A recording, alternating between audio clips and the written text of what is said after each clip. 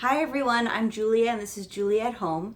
I'm going to be sharing with you how we use the Montessori Sensorial materials in our homeschool. So I am a homeschool mom. I actually have a sister who's a Montessori guide. She taught primary, which is the 3 through 6 year olds, for several years, and now she's teaching elementary, which is first through third grade approximately.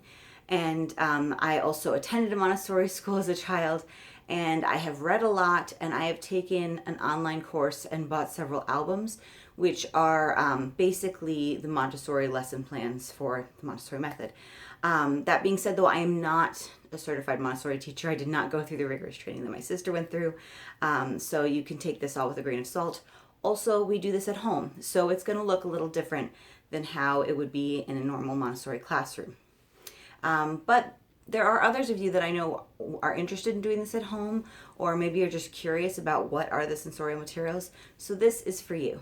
So what are the sensorial materials? So I think that this is really unique to the Montessori method. I haven't seen anything like this in other preschool methods. There are like sensory tubs and stuff that you see, but nothing like these specific materials. So in essence, they are materials that help refine the child's senses. So starting with a visual sense, with the classics like the brown stair and the pink tower and the cylinder blocks. These also all have a tactile component to them as well. And then it goes into, touch sense with the rough and smooth boards, touch tablets. You can do fabrics. There's smell, there's hearing with the sound cylinders, even taste with taste tablets. So there's all these different senses that are being refined, and really you're focusing on one sense at a time in a material and really isolating that sense and working on that sense. So that's in general what these materials are. They are designed to be done in the primary years. So they're one of the first things that the children would start in a Montessori classroom around the age of 3, second only to practical life activities and also activities that help you get acclimated, such as how to unroll and roll a work rug so that you can do some of these activities. But these are presented pretty early on in the sequence. We do not have all of the materials. Just wanted to put that out there as a disclaimer, but I do have a lot of the especially more recognizable Montessori sensorial materials, such as the red rods right here. And there are some that I have kind of made my own versions of. But we do not have all of what you would have in a Montessori classroom. We do have a bunch, and I'm going to go through with you what we do have. All right, I'm going to start with the cylinder blocks. These are the knobbed cylinder blocks. There are also knobless ones that come much later in the cycle. We don't have those, so I won't touch on those. But this is where I start my children. And I actually, with both of them, started on this before they turned 3, even though it's part of the 3 through 6 primary sequence, because it's just a good early start.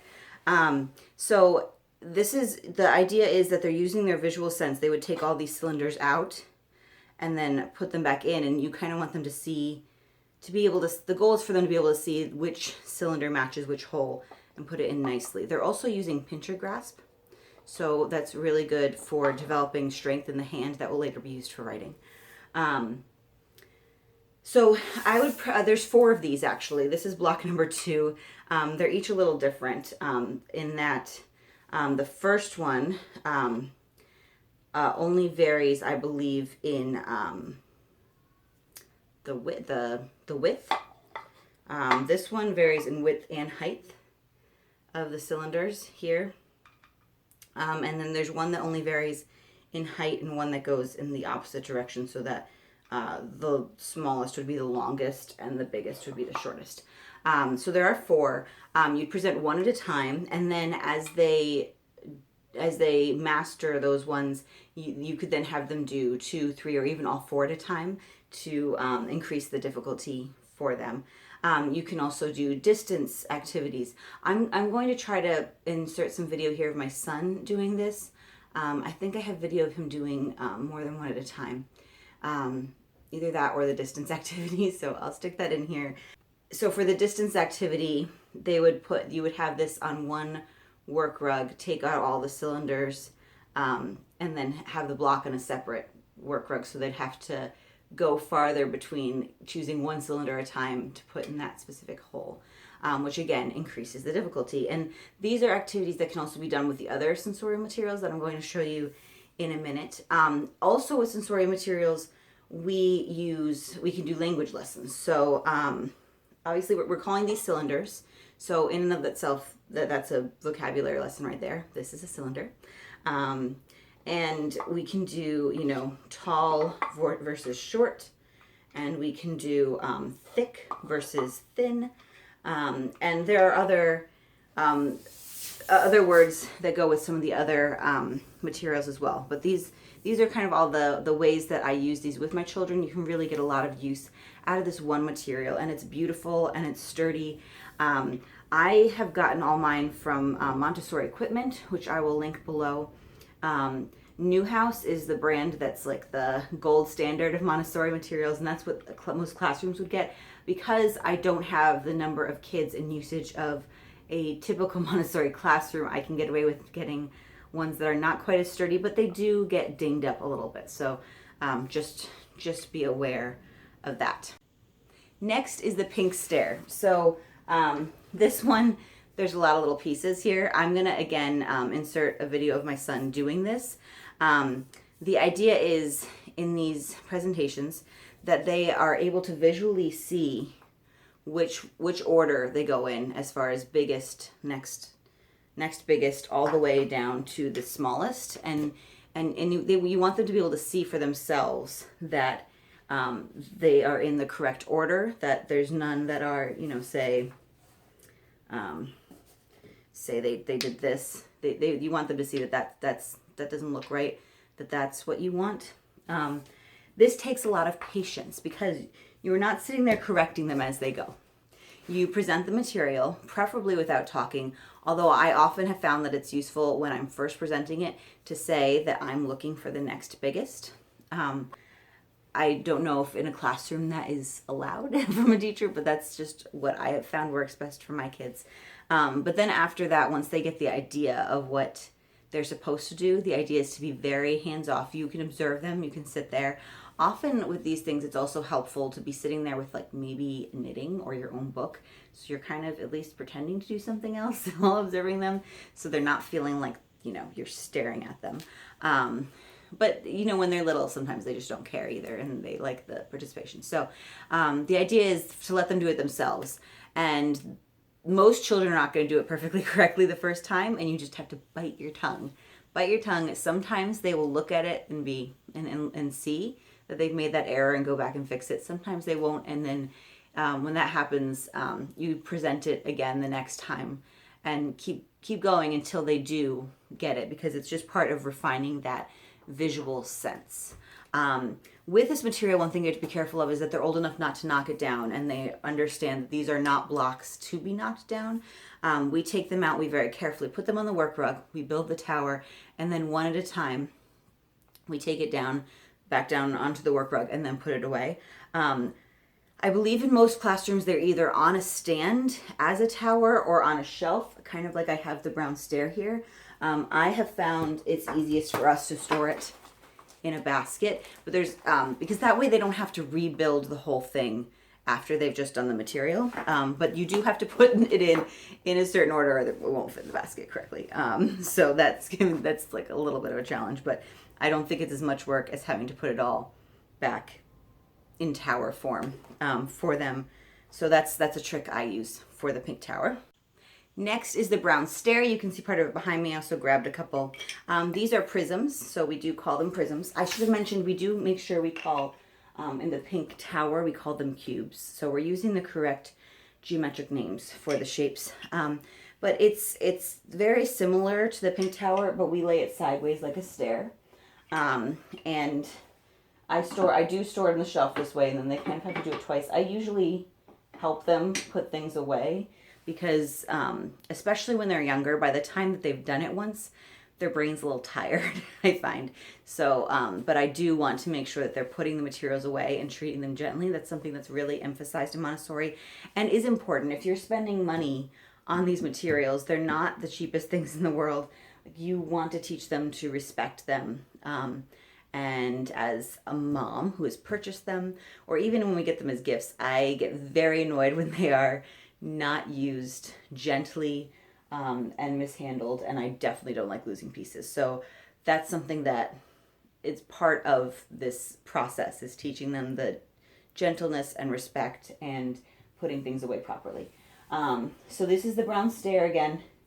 It's a visual sense. You want them to be able to see that they can, that this one's bigger than this one, which is bigger than this one, and on down to the smallest. There's, at the end, they can actually test this to see if they've done it correctly, because this stair here will be even here. With these as well, there are 10. In each of these, there's 10 cylinders in the cylinder block, each cylinder block 10 prisms, 10 cubes. And this is because we have a base 10 math system. So we're not explaining that to the child. There's a lot of different things going on here, which are just amazing, which I think no other method really gets into. And then there's the red rods. And you can see this is really tall. I can't fit it all on the screen right now.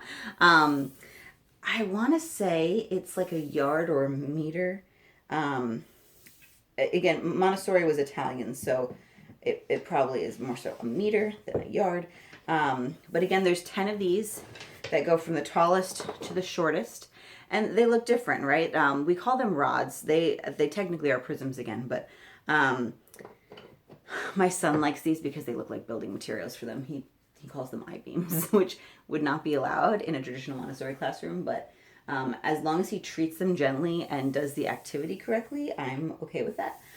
So again, we would take all of these out on a work rug, and then he or she would have to line them up in order. So again, they have to visually see, the tallest, what the tallest versus the shortest. And these are, really good for that. I like the stand too. Now that he's older and he's done these for a while, he also has to put these away himself in order. So it just adds a little bit of an additional challenge. I think that's it for the red rods. They're, again, visual. I don't know why they're red, but it's kind of fun that these materials are these colors. I think it makes it kind of exciting for the kids. And I will be doing numbers with him soon, and so I will work on making a video on that. But this actually directly translates into the number rods, which I will be putting here soon, probably tonight.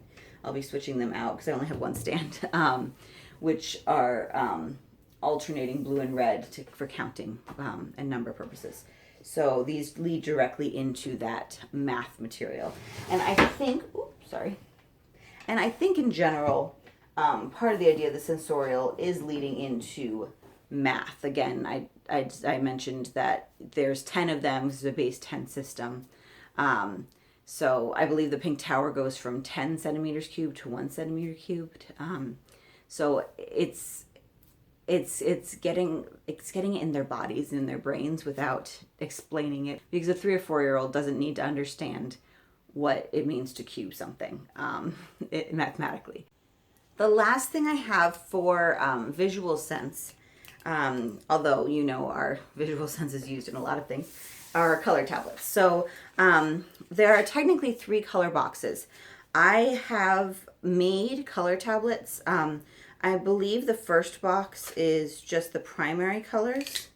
I made these a while ago, just using little wood tablets and paint and Mod Podge to protect.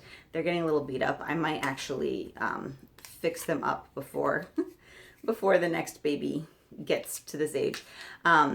There were 2 of each, and we're missing a couple. Like, I think I'm missing the other red. So I might fix up and make a couple new ones for the next baby. But the idea would be for the first one, it's just the primary colors, and I believe there's 2 of each, and you could do matching. And I also find that they like to do activities where you're taking other objects and matching them to the colors. So my son has loved vehicles, so I might take out like cars that are different colors and have them match them. Or even some of our little objects that we use for sound objects for language that are these colors I might put out and have them match them as well. And they tend to like that. So the first one would be, you know, the primary colors. And the second one, you'd add in like the secondary colors and things like gray and brown. And you're giving them the names for these as well. And you would do it in a 3-part lesson. So 3-part lesson is another essential part of Montessori. And I believe I mentioned it before, but I'm going to do a quick demo with you so that you can kind of understand what I'm talking about. So if we have the 3 primary colors, and I'd put them all out on a rug, and I'd say, this is red, this is yellow, this is blue. So that's part 1. You're telling them what it is. Red, yellow, blue. The next part is you're going to ask them to point to that color. So can you show me yellow? Can you show me blue? Can you show me red? And this, they also like it when you get kind of funny. So can you put red on your nose? Can you put blue on your knee? Can you run around the room with the blue? Things like that. And so that's part 2, is you're having them, you're telling them the name and having them find it from there. And part 3 is, what color is this? What is this? And you're hoping that they say blue. And if they don't, you just go back. You just go back to step 1 and point to them again and do it again until they're comfortable with it. And then when they're comfortable with those first 3, you'd only generally do 2 or 3 at a time. You introduce some more. So those are the first couple boxes of the color tablets. Then I did purchase the 3rd color tablet box. I thought about trying to make some out of paint chips, and I didn't. I didn't end up doing it, but you could very easily do that.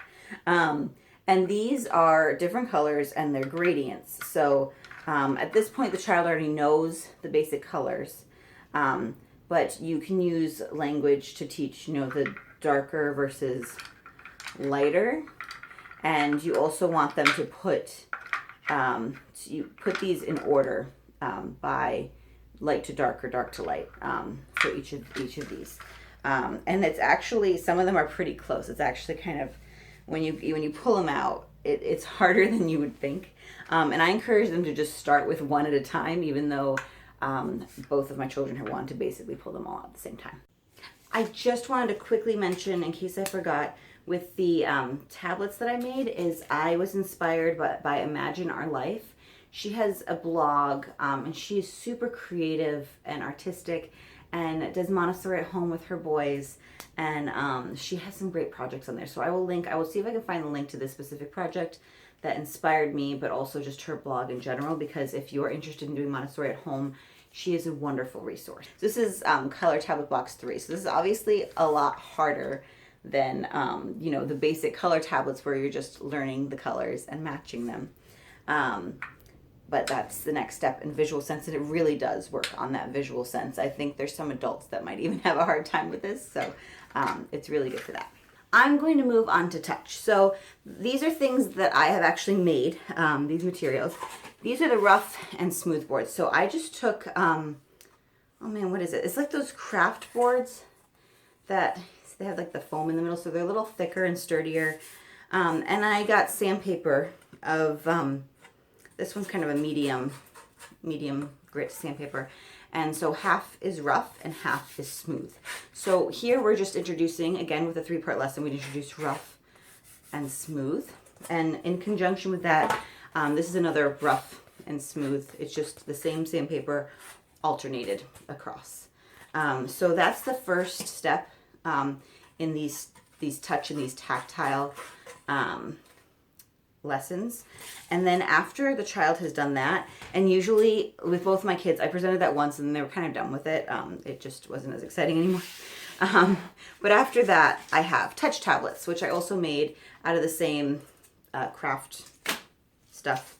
And these are different grits of sandpaper, each of these, you know, in various, this is really rough, whereas, actually, I think this one's the smoothest. And so there are 2 things that you can do with these. One is, like I just said, figuring out, laying them out, which is the roughest and which is the smoothest, and putting them in order would be a really good activity. But in addition, I actually made 2 sets. They do have little blue and red dots in the back to denote that there should be 1 blue and 1 red for each level, each grit of each number of sandpaper for when you're matching them. And so the child, again, I would present this and, have them feel it, and then have them feel one from the other pile. Do they match? Let's check it out. They do not match. So I'm going to put that one aside. I'm going to keep this one, and I'm going to see, does that one match? Nope. And you do all this on a work rug, so it's a little bit easier. And again, trying to use the least amount of words as possible, but I do incorporate, rough and smooth, and I want them to make sure to understand what I am doing. And so you present it like that and then hand it over to them. And obviously they do it themselves. And I find that with these matching activities, they get a really a sense of pride when they finish, when they match it. And then I have one more for tactile sense, and that is just these little pieces of scrap fabric. These are I think these were upholstery samples that I found. And I might not have found them. They might have just been gifted to me by a friend. I have some artsy friends who give me things, which is nice. And again, it's matching. Ideally with this, you don't want them to be matching it visually, so you'd pair it with a blindfold, which I do not have on me right now, but we do have a blindfold for that purpose. I think I've used a bandana. My kids don't love that, so we haven't done this as often. But they feel different. So then again, there's 2 of each, so it's a matching activity, which again I would present, on a work rug or a table, probably a work rug. And you could also, talk about different vocab terms when you're doing that. This is really soft. This is smooth. You might have one, this isn't really silky, but you might have one that's silky. This one's a little bit rough here, or textured. So yeah, that is the tactile sense. And again, we're refining, and it feels really cool to have that on your fingers as well. I'm just going to mention while I'm talking about it that I know that a traditional Montessori material also has,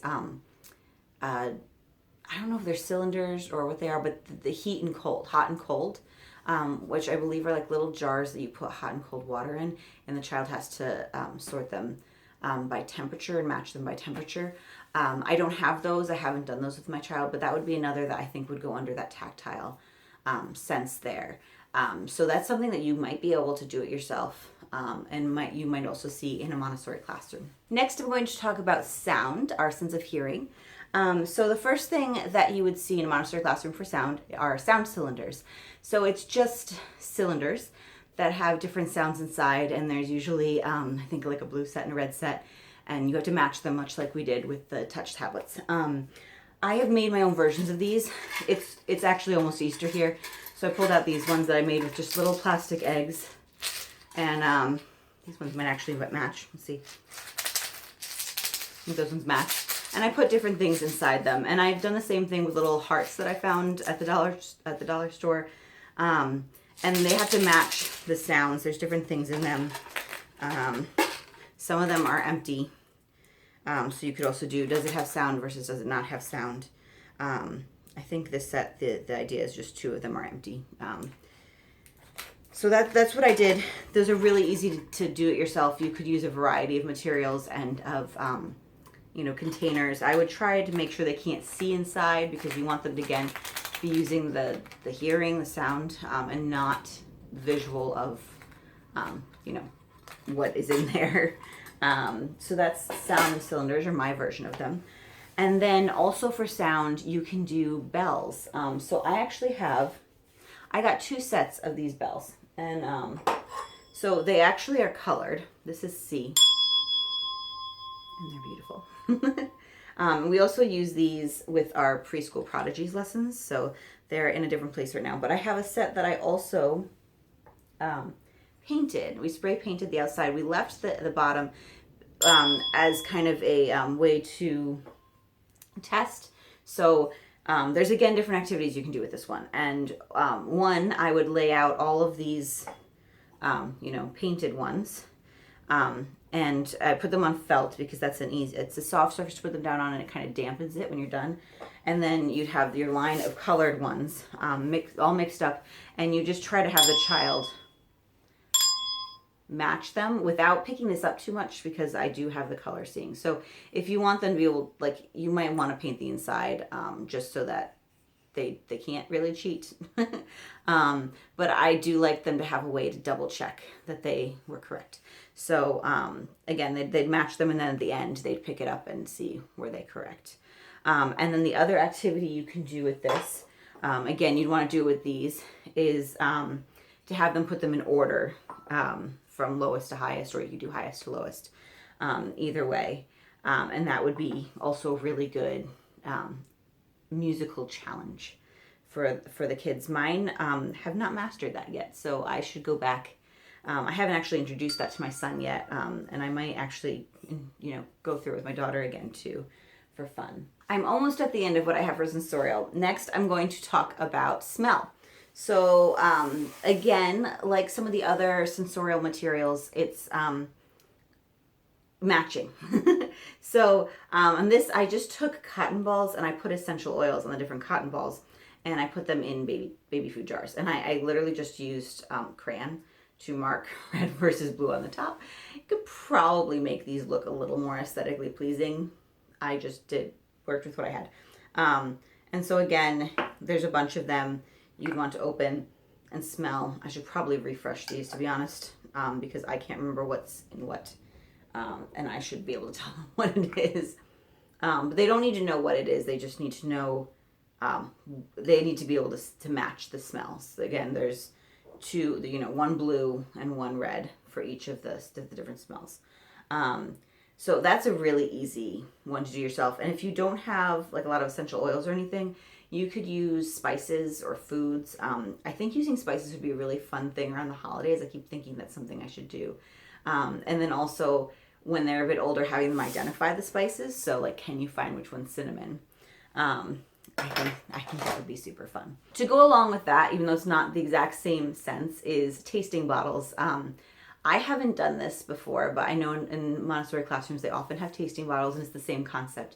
They actually have them put a little bit on a spoon and from a dropper bottle and taste it. And usually I think it's something that's done with the guide that the kids don't necessarily do on their own. But it's another fun matching activity. I think if you're doing Montessori at home, there are ways that you can do this that don't require you to set up the full dropper bottles, but if you want to, you could.